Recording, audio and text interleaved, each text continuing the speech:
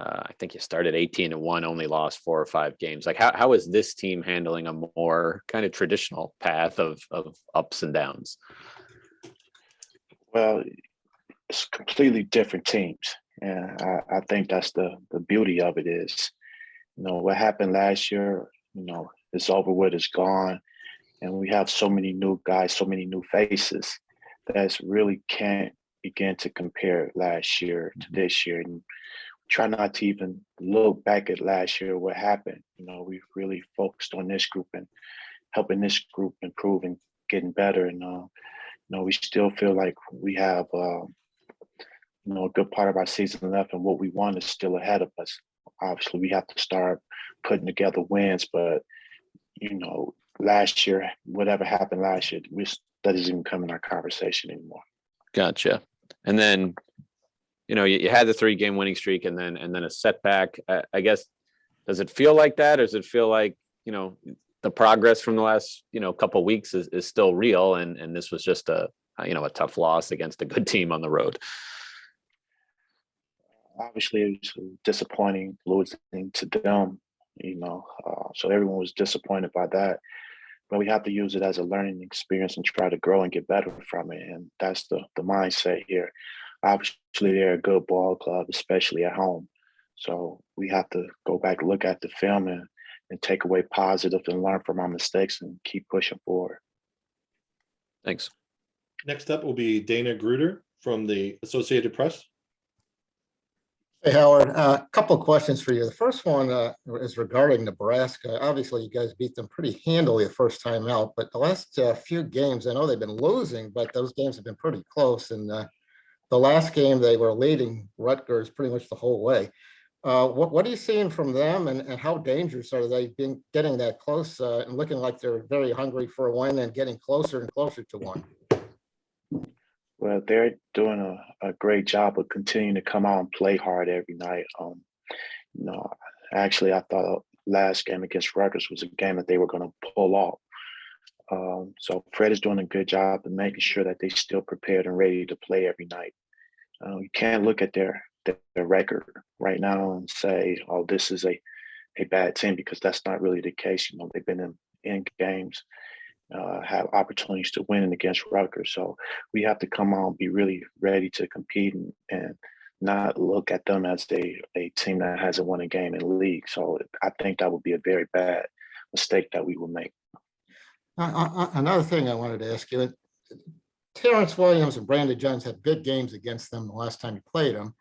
And obviously they haven't been as, from a statistical standpoint, as productive, but how badly do you need the reserve corps to kind of give a little bit more production than you've gotten from the bench lately?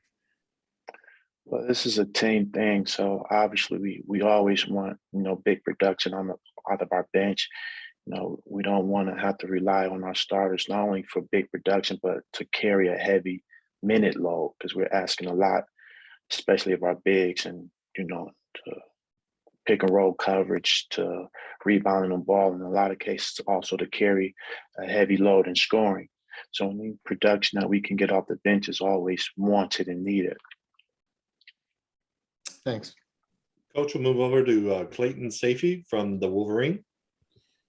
Yeah, Howard, Michigan State had, quite a bit of success in transition and on the ball screen, I guess. What do you attribute kind of those struggles to? And specifically on transition, playing Nebraska, a team that, runs a lot, is it kind of easier to get their focus to try to correct some of those mistakes before this game? Well, it's a couple things with, the transition points that we gave up, with some of our untimely turnovers and our lack of ability to make shots really fuels Michigan State break against everybody. So if you're not making shots and you turn the ball over against them, they're one of the, if not the best team in transition in our league. So we have to do a better job of, really taking care of the ball, but also making sure we make teams work defensively, and we call it playing multiple sides of the floor. So, not taking quick shots. Nebraska is looking to get out in transition as well. I think that's where they are really at their best. They have very athletic wings that can really get out and run the floor, and then they have guys that can space the floor as well. McGowan's back from injury. I think it's another aspect that he brings to that team athletically that really put a lot of pressure on the rim. Coach, we'll move over to Nick Stoll from the Michigan Daily. Yeah, so after Saturday's game, Juwan mentioned that he felt guys were getting fatigued just a few minutes into the second half. Did you feel that was a result of conditioning, the way Michigan State played fast tempo, or what did you feel the root cause of maybe that fatigue was on Saturday? It's really hard to tell. I think our guys are in great shape. Obviously, when you play against those guys, it's a high intensity, high emotional game as well because of the rivalry. They came out second half and really kind of jumped on us. And again, we've asking a lot of our guys from a defensive standpoint as far as our pick and roll coverages. Those guys, especially our front line, had to carry a lot of minutes, load a lot of minutes in this past game. So it was a combination of a few different things. We'll move over to James Hawkins with the Detroit News. Hey, Howard, appreciate your time. I have a few questions. Just sticking with the defense, I guess after the Michigan State game, Hunter, he talked about that he feels like a problem is that the team hasn't been locked in defensively for a full 40 minutes. Like you guys just play well in stretches, but not for a full game. I guess just could you put your finger on maybe what's been the issue and what it's going to take to get a full effort?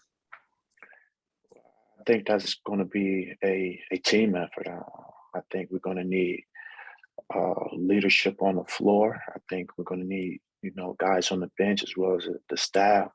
It's a whole team effort to make sure that guys are locked in, can't miss defensive assignments. And that's something that, we talk about holding each other accountable. And that goes with the players as well. So that's something that we have to strive for and something that we have to continue to improve in. And switching gears, switching to Devontae, I know he's making threes at a pretty good clip this season, but he's not taking a lot of threes. I guess, do you guys want him to be hunting for a shot more? I don't know if hunting is the right word. We love for him to be able to take 3-point shots in the Florida game. I think he has some shots against Michigan State that he passed up from the 3-point line. But we definitely need him to be aggressive. And when we say aggressive, it's not always looking to score and looking to get in the paint and be able to, facilitate and create opportunities for others. I know he's shooting. I think he's shooting a career high from three. I think he's roughly 42%. I guess when you guys were looking at him at Coastal Carolina, I guess did you feel like I think he was shooting 33% there? Do you feel like compared to what you guys saw on film, do you feel like he was a better shooter than his numbers indicated? And I guess maybe what's led to the increase in numbers? Has it been a shot selection, any mechanical tweaks at all? We always felt he was capable. Obviously his strength has always been able to score and get downhill. But I think playing with Hunter and some of our other bigs has really created opportunities for him at the 3-point line. And the way teams was guarding him earlier in the year by going under on screens really opened up opportunities for him to shoot behind the screen. Coach, we'll go back to Nick from the Daily. Yeah, you mentioned earlier that you wanted more production out of the guys from your bench. Is there anyone in particular you think can give you more, that you think has more potential to help you guys going forward? When I say more production, it doesn't necessarily always mean scoring. I mean, we're just looking for wanting guys to really impact the game positively. You know what I mean? So it doesn't always have to be scoring. It can be to make the right plays. It can be bringing a defensive mindset to the game, rebounding, creating turnover situations for the other team and being able to make shots. So we're not asking guys or putting pressure on guys to get in the game and wanting them to solely concentrate on being able to make shots and score. We'll go back to Andrew with MLive. I'm wondering if, the NCAA tournament is actually discussed among the coaches or inside the locker room. We need to get on a roll and start playing better to make sure we have a resume that's, worthy of getting included, or if I guess the focus is smaller. No, we haven't talked to our group about that. Our mindset has always been to continue to try to get better and to improve. Obviously, we know that's something that we all want to do and something that's down the road. And I guess that's the beauty and the curse of playing in the Big Ten, because you're playing, against so many good teams each and every night. So you're going to have the opportunities to go out and get quality wins against quality teams. It's just a matter of you going out and doing it. So we feel that obviously we feel we should be in better position than what we are, but now that we are where we are, we just have to try to make the best of it and continue to try to get better as we move forward. Gotcha. Thanks. Last call, anyone? Anyone have anything else for Coach? All right, H, that's going to do it. We'll see you.